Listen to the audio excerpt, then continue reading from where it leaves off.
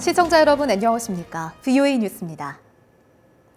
유엔 대북제재위원회가 북한은 핵과 미사일 시설을 은폐하고 있다는 보고서를 안보리에 제출한 것으로 전해졌습니다. 북한은 특히 핵미사일 조립 제조 시험 시설들을 분산하기 때문에 철저한 검증이 필요하다는 지적이 나옵니다. 박승혁 기자의 보도입니다. 유엔 대북제재위원회 산하 감시단은 북한이 핵미사일 시설들을 여러 곳에 나눠 분산시켜왔다는 내용이 포함된 보고서를 지난 1일 안보리에 제출한 것으로 전해졌습니다. 국제원자력기구 IAEA 사무차장을 지낸 올리 하이노넨 박사는 핵 관련 시설에 대한 북한의 은폐 가능성을 지적했습니다. 제조 공정상 시설 장소 분산이 상식적일 수도 있지만 북한이 의도한다면 주요 시설을 얼마든지 숨겨놓을 수 있어 완전한 목록 신고와 외부 검증이 꼭 필요하다고 강조했습니다. You know the equipment which they have acquired from abroad for the key processes. So you want to see that equipment where it is. And then it has to fit with their declaration and explanations.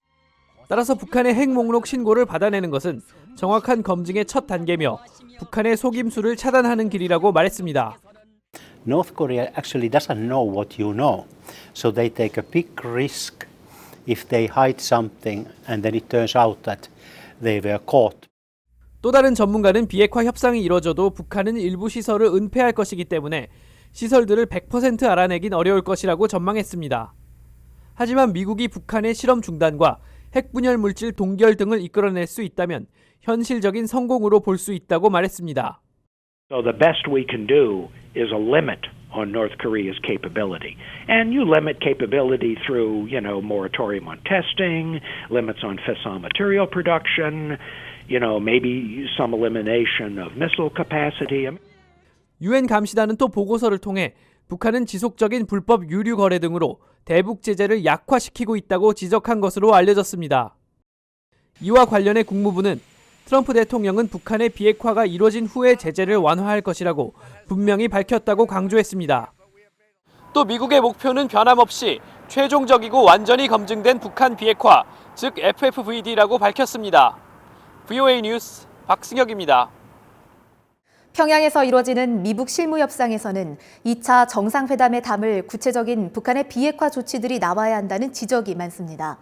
본질적인 핵무기 처리 문제는 미북 대화에서 제대로 다뤄지지 않은 만큼 분명한 진전이 있어야 한다는 겁니다. 조은정 기자입니다. 워싱턴 DC에 있는 우드로 윌슨 센터에서 열린 토론회의 참석자들은 이번 미북 실무협상의 중요성을 강조했습니다. 실무협상에서 구체적인 북한의 비핵화 조치가 합의돼야 2차 미북 정상회담의 성공으로 연결된다는 것입니다. He's really got to nail them down on what those steps are going to be. And the two leaders deciding what they're going to do without anything prepared in advance. Because that will be to Kim Jong-un's advantage. 진리 국장은 이어 북한이 원하고 있는 것은 제재 해제와 평화조약, 경제 지원이라고 지적했습니다. 따라서 미국은 항상 이런 카드를 갖고 있다는 사실을 잊지 말아야 한다면서 북한이 비건 대표를 평양으로 초청한 것은 좋은 신호라고 분석했습니다.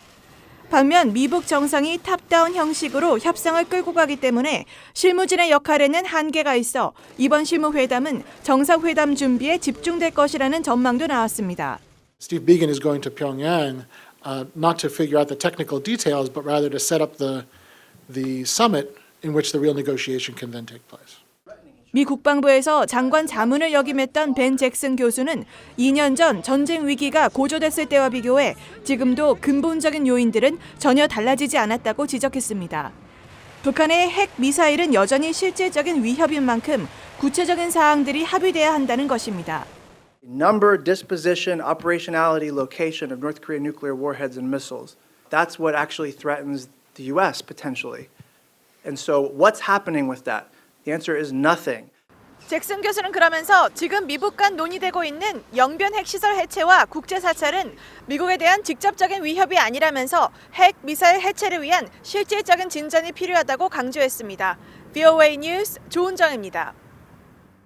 미 하원 외교위원장인 엘리엇 엥겔 의원은 2차 미북 정상회담에서 미국은 북한의 속임수에 빠지지 않도록 매우 조심해야 한다며 회담을 감독하는 청문회를 개최할 것이라고 밝혔습니다.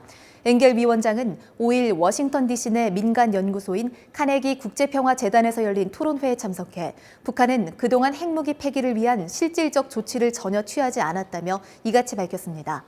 이어 하원 외교위는 2차 미북 정상회담과 대북 상황을 총체적으로 점검하는 감독 청문회를 곧 개최할 방침이라고 설명했습니다. 북한의 대외무역 웹사이트에 오른 물품들 가운데 상당수는 국제사회의 제재 대상 물품인 것으로 나타났습니다. 북한이 지난해 개설한 인터넷 조선의 무역 웹사이트에는 휴대용 액정TV와 전압주파수 안정기, 천연 미안제 등 204개에 달하는 제품이 수출 가능 품목으로 올랐습니다.